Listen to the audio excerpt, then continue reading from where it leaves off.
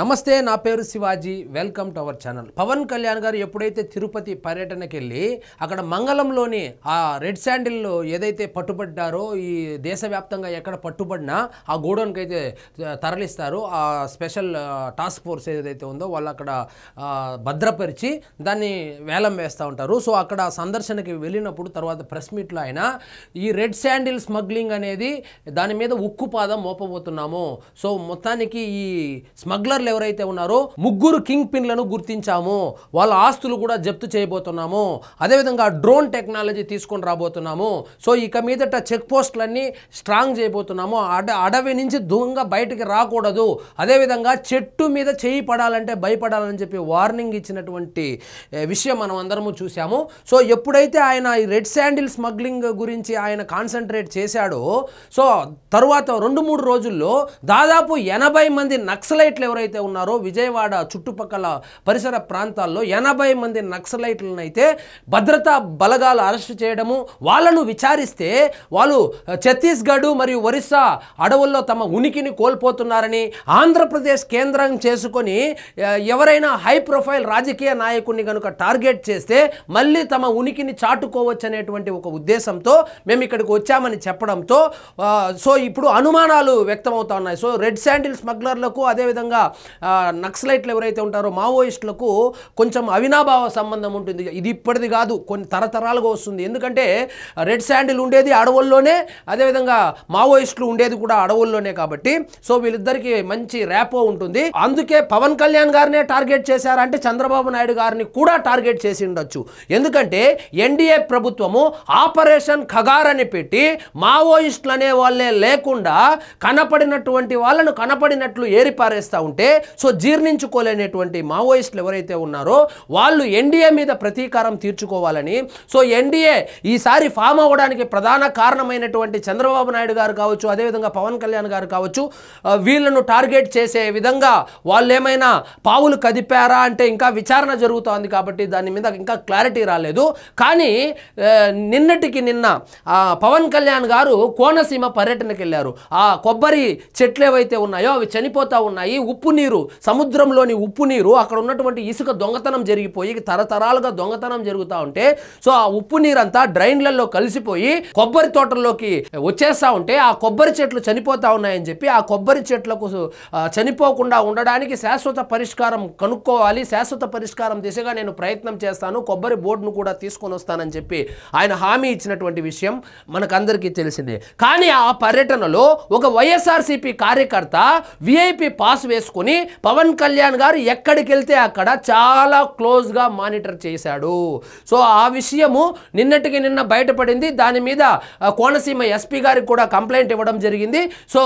ఇక్కడ చూడండి పవన్ కు ప్రాణహాని రంగంలోకి సుపారీ కిల్లర్స్ డిప్యూటీ సీఎం టూర్లో రెక్కి క్లోజ్గా ఫాలో అవుతున్న అపరిచితులు పవన్ చుట్టూ అనుమానితుల కదలికలు సో ఈ ఎర్రచందనం గురించి ఆయన ఎప్పుడైతే మాట్లాడాడో అప్పటి నుంచి వాళ్ళైతే కనుక పవన్ కళ్యాణ్ గారిని ఏమైనా టార్గెట్ చేశారా ఎందుకంటే ఆ రాజకీయ నాయకులకు ముఖ్యంగా రాయలసీమలో రాజకీయ నాయకులు ఎవరైతే ఉన్నారో కొన్ని పార్టీలకు సంబంధించినటువంటి వాళ్ళు ఈ ఎర్రచందనం అనేది వాళ్లకు ఇంధనం లాగా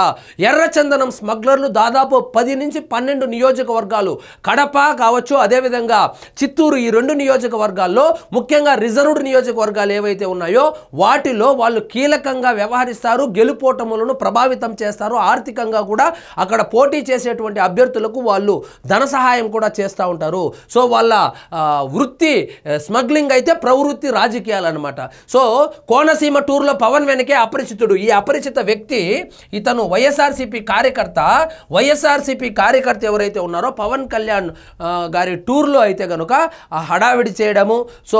చాలా దగ్గరగా అంటే చూడండి ఎంత దగ్గరగా ఉన్నాడో ఇక్కడ పవన్ కళ్యాణ్ గారు ఆయన ఓఎస్డి అనుకుంటా ఆయన కలెక్టరు పక్కనే అనమాట అంటే ఒక వ్యక్తి దూరం అంటే గట్టిగా 6 అడుగుల దూరంలో ఒక వ్యక్తి సంచరించాడు అంటే దాని అర్థమేంది వైఎస్ఆర్సీపీ పార్టీ కార్యకర్తకు పవన్ కళ్యాణ్ గారి టూర్లో పాల్గొనవలసినటువంటి అవసరం ఏముంది సరే ఆయన ఉప ముఖ్యమంత్రి ఇతను ఏదైనా అర్జీనో లేకపోతే అతనికి ఉన్నటువంటి సమస్య చెప్పడానికి వస్తే విఐపి పాస్ ఎక్కడి నుంచి వచ్చింది విఐపి పాస్ వేసుకొని పవన్ కళ్యాణ్ గారు ఎక్కడెక్కడికి వెళ్తారో చాలా దగ్గర నుంచి గమనించాల్సినటువంటి అవసరం ఏమొచ్చింది సో దీని మీద సో అనుమానాలు రావడంతో పవన్ కళ్యాణ్ గారి సెక్యూరిటీ ఎవరైతే ఉన్నారో వాళ్ళు కోనసీమ ఎస్పీ గారికి అయితే ఇంటిమేషన్ ఇచ్చారు. మరి విచారణ కూడా జరుగుతోంది. ప్రతి ప్రోగ్రాంలో పవన్కు దగ్గరగా మూమెంట్, అపరిచితుడు వైసీపీ కార్యకర్తగా డౌట్, కోనసీమ ఎస్పీకి జనసేన నేతల ఫిర్యాదు, అపరిచితుడికి పాస్లు ఎలా వచ్చిందనే ప్రశ్న, డౌట్ క్లారిఫై చేయాలని కోరిన పవన్ ఆఫీసు. గతంలోనూ జనసేన చీఫ్ టూర్లలో అపరిచితులు. ఇప్పుడే కాదు, పవన్ కళ్యాణ్ గారు అధికారంలో లేనప్పుడు కూడా, ఎప్పుడైతే ఈ వైఎస్ఆర్సీపీ అధికారంలో ఉన్నప్పుడు కూడా బ్లేడ్ బ్యాచ్ కావచ్చు, గంజా బ్యాచ్ కావచ్చు, పవన్ కళ్యాణ్ గారి టూర్లలో అయితే కనుక వాళ్ళు హల్చల్ చేసేవాళ్ళు. సో అప్పట్లో పవన్ కళ్యాణ్ గారికి కేవలము ప్రైవేట్ సెక్యూరిటీ మాత్రమే ఉండేది. ఇప్పుడు జెడ్ కేటగిరీ సెక్యూరిటీలో, ఆంధ్రప్రదేశ్కి సంబంధించినటువంటి జెడ్ కేటగిరీ సెక్యూరిటీలో ఉన్నారు కాబట్టి సో ఇప్పుడు మానిటర్ చేస్తే ఇప్పుడు అవన్నీ బయటపడతా ఉంది. సో గతంలో అంటే పవన్ కళ్యాణ్ గారు ఎమ్మెల్యే కాక ముందు కూడా ఆయన మీద రెక్కీ నిర్వహించారు. సాక్షాత్తు పవన్ కళ్యాణ్ గారే చాలా సార్లు సుపారీ గ్యాంగులు నా మీద హైదరాబాద్లో రెక్కీ నిర్వహించాయని చెప్పి ఆయనే కూడా బహిరంగ సభల్లో కూడా చెప్పడం జరిగింది. సో ఇవన్నీ డాట్స్ కనెక్ట్ చేస్తే పవన్ కళ్యాణ్ గారిని వైఎస్ఆర్సీపీ వాళ్ళు టార్గెట్ చేశారా అంటే అవుననే అంటున్నాయి ఈ అనుమానాలన్నీ. నాకు దగ్గరగా వచ్చి బ్లేడ్తో కోస్తున్నారు అసెంబ్లీ ఎన్నికల టైంలో పవన్ కళ్యాణ్ ఆరోపణలు. సో అప్పుడు కూడా బ్లేడ్ బ్యాచ్ దగ్గరగా వచ్చి పట్టుకుంటామని చెప్పి ఎవరో అభిమానులా, వీళ్ళు బ్లేడ్ బ్యాచా, వీళ్ళు గంజా బ్యాచా, లేకపోతే జగన్మోహన్ రెడ్డి గారి గ్యాంగా ఏం అర్థం కావడం లేదు, మీద పడుతున్నారు, బ్లేడ్లతో దాడి చేస్తూ ఉన్నారని చెప్పి పవన్ కళ్యాణ్ గారు కూడా అప్పట్లో ఆయన ఆవేదన వ్యక్తం చేసినటువంటి సంగతి మనకు అందరికీ తెలిసిందే. సో దీన్ని అంత ఈజీగా తీసుకోకుండా రాష్ట్ర హోంశాఖ కూడా దీని మీద దృష్టి సారించి పవన్ కళ్యాణ్ గారికి గట్టి భద్రత ఇవ్వాల్సినటువంటి బాధ్యత హోంశాఖ మీద గాను, అదేవిధంగా కేంద్ర ప్రభుత్వం మీద కూడా ఉంది. ఎందుకంటే ఆపరేషన్ కగార్ ఏదైతే మొదలు పెట్టారో ఆపరేషన్ కగార్కు సంబంధించి ఎన్డీఏ ప్రభుత్వం చేపిస్తూ ఉంది కాబట్టి, ఆయన కూడా ఎన్డీఏలో భాగస్వామి కాబట్టి పవన్ కళ్యాణ్ గారు కావచ్చు, అదేవిధంగా చంద్రబాబు నాయుడు గారు కావచ్చు, వీళ్ళిద్దరూ కీలకంగా వ్యవహరించారు. ఈ ఆంధ్రప్రదేశ్లో ఉన్నటువంటి ఎంపీల వల్లనే ఈరోజు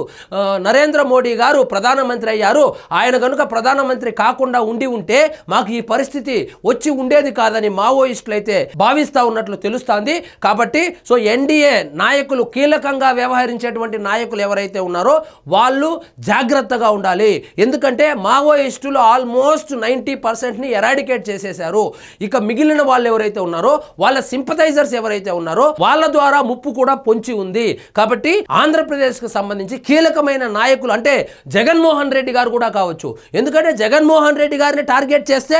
ఆంధ్రప్రదేశ్లో శాంతి భద్రతలకు విఘాతం కల్పించాలి అనేటువంటి ఒక ప్లాన్ కూడా వేసి ఉండవచ్చు. సో కీలకంగా ఎవరైతే ఉన్నారో ఆంధ్రప్రదేశ్కు సంబంధించి, ఎందుకంటే 80 మంది మావోయిస్టులు దొరికినటువంటి ఈ తరుణంలో ముఖ్య నాయకులకు అందరికీ గట్టి భద్రత ఇచ్చేటువంటి బాధ్యత కూటమి ప్రభుత్వానికి, అదేవిధంగా హోంశాఖకు ఉంది. సో ఇవన్నీ దృష్టిలో పెట్టుకొని కేంద్ర ప్రభుత్వం కూడా ఆంధ్రప్రదేశ్లో కీలకంగా ఉన్నటువంటి ముఖ్య నాయకులకు మంచి గట్టి భద్రత ఇవ్వాలి. నారా లోకేష్ గారు కావచ్చు, అదేవిధంగా అనిత గారు కావచ్చు, ఎవరైతే కీలకమైనటువంటి పోస్టుల్లో ఉన్నారో వాళ్లకు మంచి భద్రత కల్పించేటువంటి బాధ్యత ప్రభుత్వాల మీద ఉంది. సో ఇదండి ఈరోజు మన టాపిక్. మీకు ఈ వీడియో నచ్చినట్లయితే లైక్ చేయండి, షేర్ చేయండి, ఛానల్ మాత్రం సబ్స్క్రైబ్ చేసుకోవడం మర్చిపోవద్దు.